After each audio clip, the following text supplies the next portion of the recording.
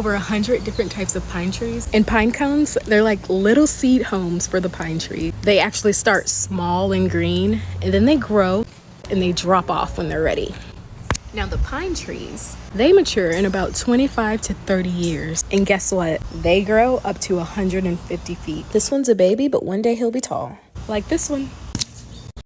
Did you know there's over 100 different types of pine? My space, I light up some sage. Deep breaths clear the energy. I line and give thanks. We speak it into existence. Creating these visions. No limits, unstoppable. Feel like impossible. Life is my playground. I do what I say now. Next thing I'ma do.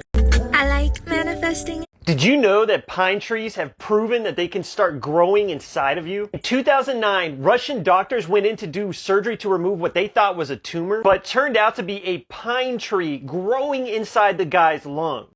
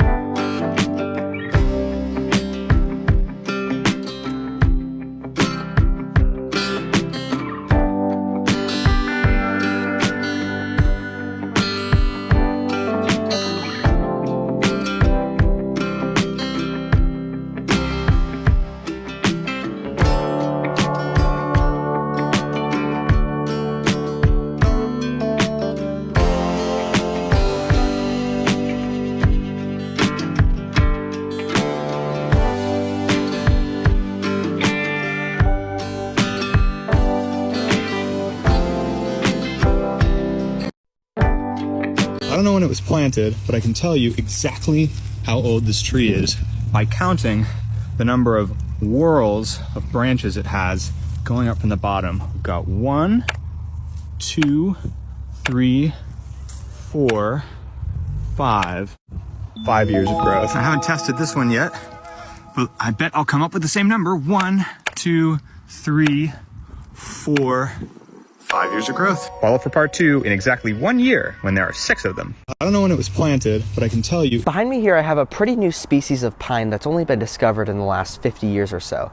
This is called Pinus cellulosa, also known by the cellular pine. Now you can see that it happens to have a pretty narrow habit, doesn't grow too wide, and it can be found in much of the western US, which is where it's native to. They happen to grow pretty well in very dense suburban areas, and you don't find them out in the woods all that much. Now I'm in Colorado, and I've heard some nicknames of this tree from the local people that live around here. A lot of people call it the Verizon tree, the T-Mobile tree, the AT&T tree, but overall it's going to be known as the cellular tree. And they have a really interesting growth habit. These trees grow unlike any other trees that I've seen before. They pretty much have an instant growth rate of only about maybe a week or two to grow from a seedling stage to a full-size tree, whereas this would take a lot of other trees probably a good 50, 60 years or so. Let me know if you have any other thoughts or questions on this tree, but it's actually one of my favorite pines. Behind me here I have a pretty new... Grow a tree from a pine cone. Make sure you get one that is closed so they still have the seed. Add to soil, water, and watch it grow. Grow a tree from a pine cone. Make sure you get one that is closed. Check this out, beautiful dark green dwarf Swedish mountain pines. This is a little dwarf pine tree left to grow in the garden to its full and final height. It'll grow 2 meters tall and probably 1.8 meters wide, a big round bush. And you can grow it in a rockery,